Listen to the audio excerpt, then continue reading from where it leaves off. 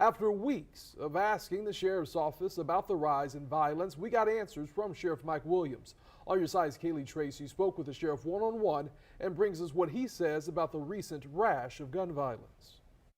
We've had some tragic cases in the last 6 weeks that really highlight the issue. The issue of violent crime in Jacksonville, Sheriff Mike Williams says. It's a heavy focus for us every single day, and it's about really, again, as I said before, staying focused on the work, making sure we're constantly evaluating what we do, but engaging the community, leveraging this technology. We had a great clearance rate in these cases last year.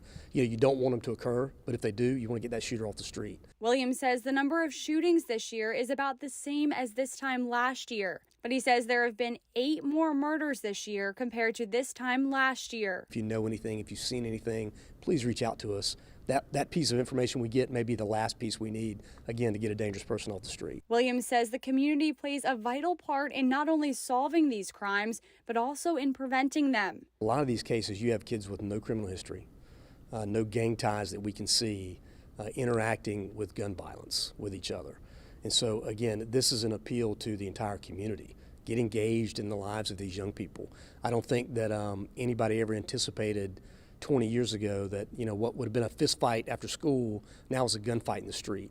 And so we've got to continue to work in that prevention mode about educating young people, talking to them about conflict resolution. Earlier this week, Harka Carswell, founder of the nonprofit Silent Women Speaking, said she and other nonprofit leaders feel like the sheriff has been silent when it comes to violence. It's so unfair that, we have to watch the families grieve and no one is intervening and stepping up to say, hey, enough is enough.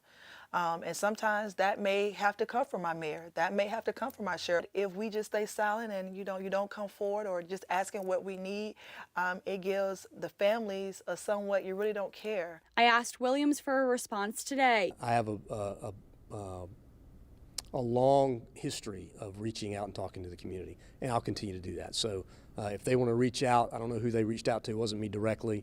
But we'd be glad to sit down and have conversations with them, as we do with many groups in the community all the time. So, listen, I think we've got to always continue to have that dialogue, keep it open. Kaylee Tracy, First Coast News, on your side.